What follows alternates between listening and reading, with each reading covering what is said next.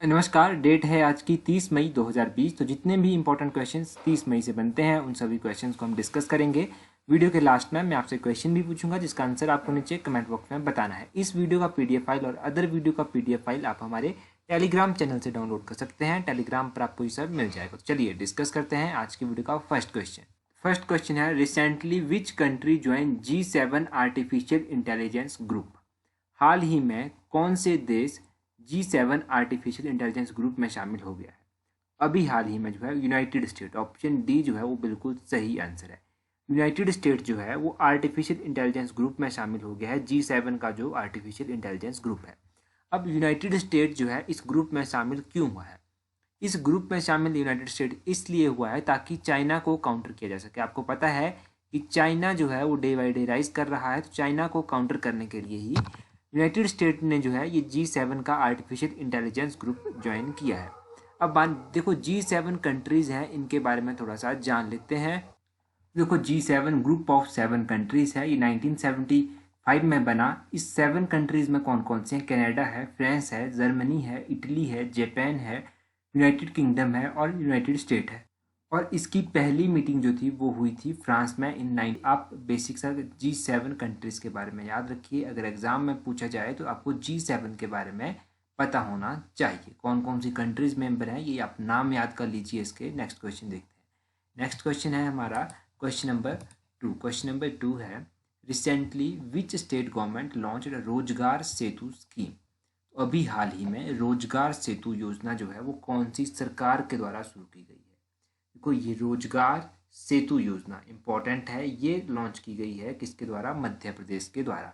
Option D जो है वो बिल्कुल सही आंसर है।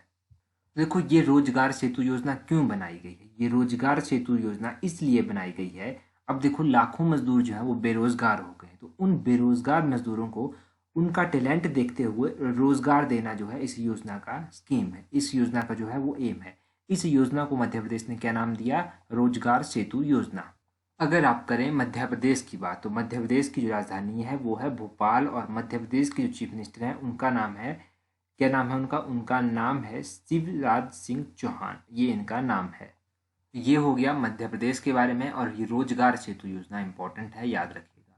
Next question, recently who has become the world's third richest person according to Bloomberg billionaires index. तो ब्लूमबर्ग के अरबत्तियों के सूचकांक के अनुसार हाल ही में दुनिया के तीसरे सबसे अमीर व्यक्ति बन गए हैं। कौन बने हैं?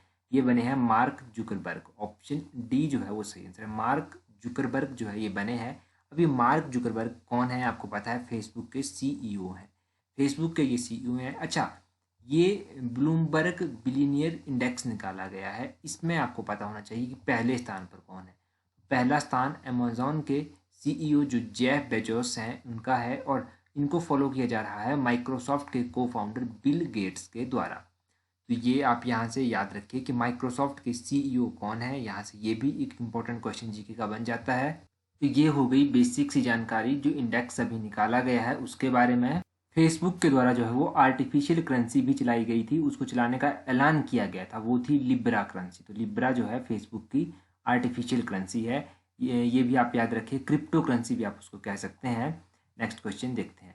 नेक्स्ट क्वेश्चन है, who has been appointed as new chief executive officer and managing director of Wipro. Wipro के नए मुख्य कार्यकारी अधिकारी, जिसको सीईओ कहते हैं, और प्रबंधक निर्देशक एमडी के रूप में किसे नियुक्त किया गया है? देखो, अभी जो है विप्रो के नए सीईओ एंड एमडी नियुक्त किया गया है। इनका नाम क्या है? इनका नाम है थेरी डेलापोर्टे। ऑप्शन ए जो है वो सही आंसर है। अच्छा, अब ये तो हो गए विप्रो के नए सीईओ और एमडी।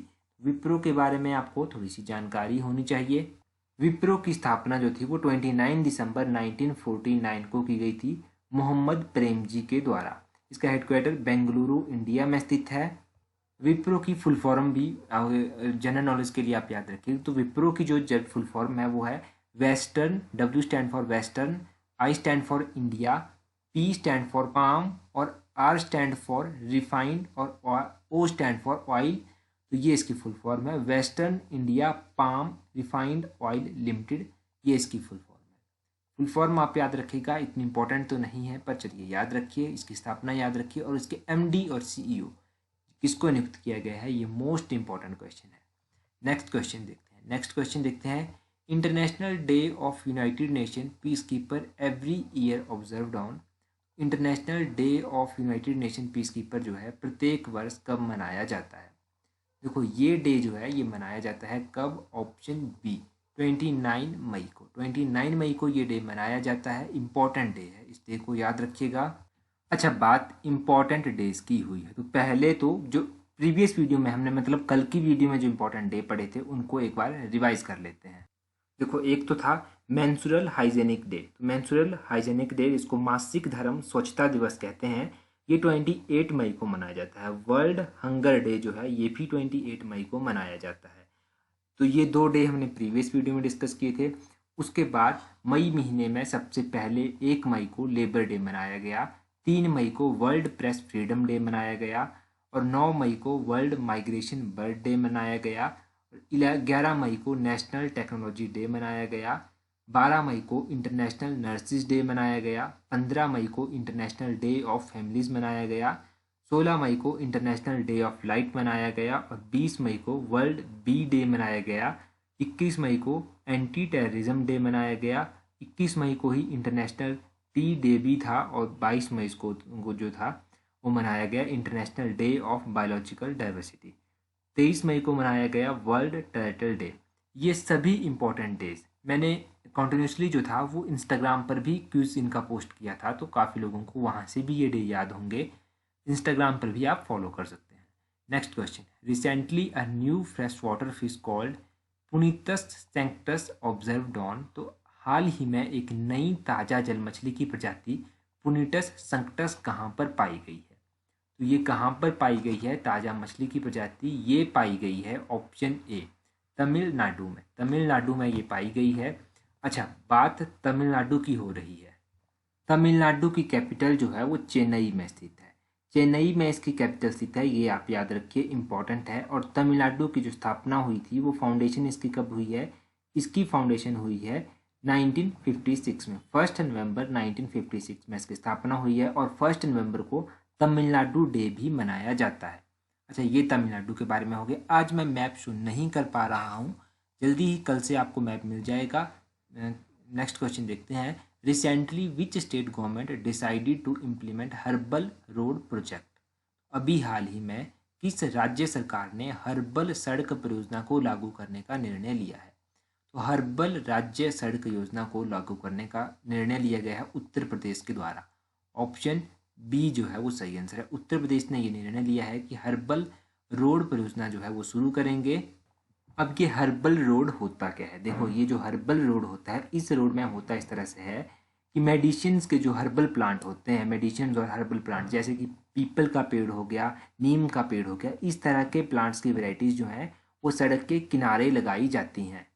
और ये प्लांट्स जो हैं ये रॉ मटेरियल प्रोवाइड करवाते हैं, ये भी आप याद रखिए। मेडिसिन जो बनती है तो ये काफ़ी हेल्प करते हैं। देखो काफ़ी प्लांट होते हैं, पीपल हो गया, नीम हो गया, ब्रह्मी हो गया, ये बड़े बड़े बड़े ज़्यादा ऐसे प्लांट होते हैं। अब उत्तर प्रदेश ने डिसाइड किया है कि 800 किलोमीटर रोड जो है वो सड़क इस तरह का रोड बनाया जाएगा। तो ये आप इम्पॉर्टेंट है, इम्पॉर्टेंट चीज़ें आप याद रखिएगा। तो ये आप इस बेसिक सा याद रखिए हर्बल रोड प्रोजेक्ट के बारे में। नेक्स्ट क्वेश्चन देखते हैं। नेक्स्ट क्वेश्चन है, recently who will be received 2019 United Nations military gender advocate of year award. अभी हाल ही में किसे United Nations military gender advocate of the year award 2019 जो है वो दिया गया है।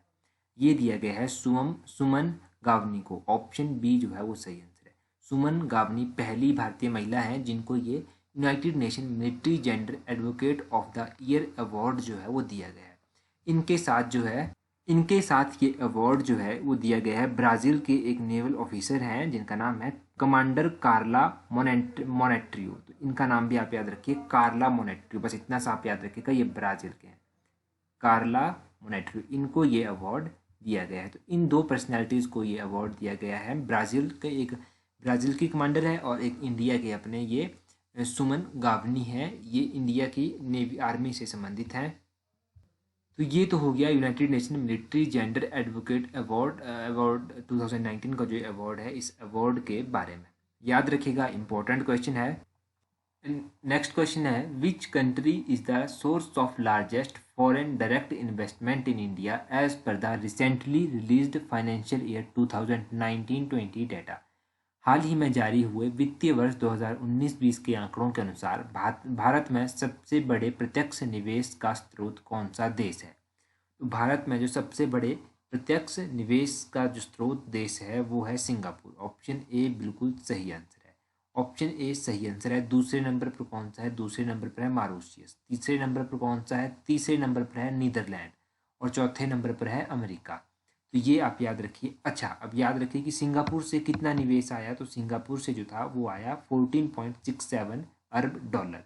और उसके बाद सिंगापुर के बाद मॉरिशस से कितना आया? तो मॉरिशस से आया 8.24 अरब डॉलर।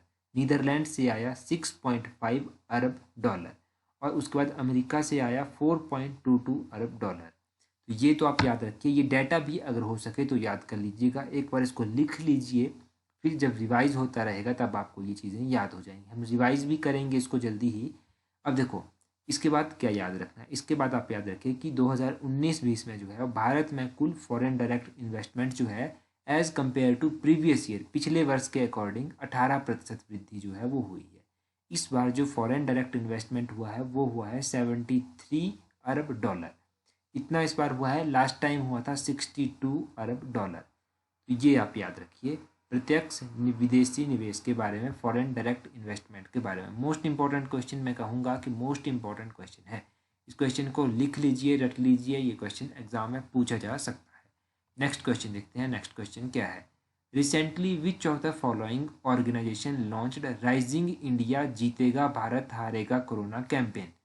देखो अभी हाल ही में किस संस्थान के द्वारा राइजिंग इंडिया जीतेगा भारत हारेगा कोरोना अभियान शुरू किया गया है?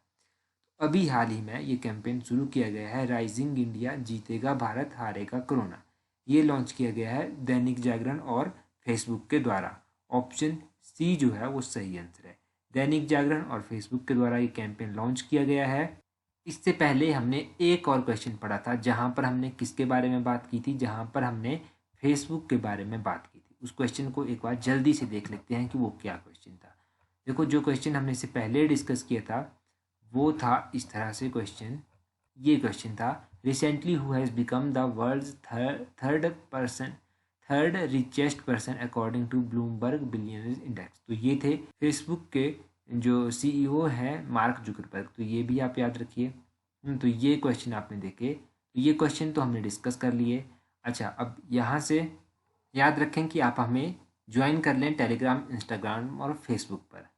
का क्वेश्चन है वो है, recently which city has launched Dhanvantari Rath on the road as moving hospital? हाल ही में किस शहर ने चलते फिरते अस्पताल धन्वंतरी रथ को सड़क पर उतारा है? आपको 4 ऑप्शंस दी गई हैं। अपना आंसर कमेंट करके जरूर बताएं। So that's all for today. Thank you for watching the video.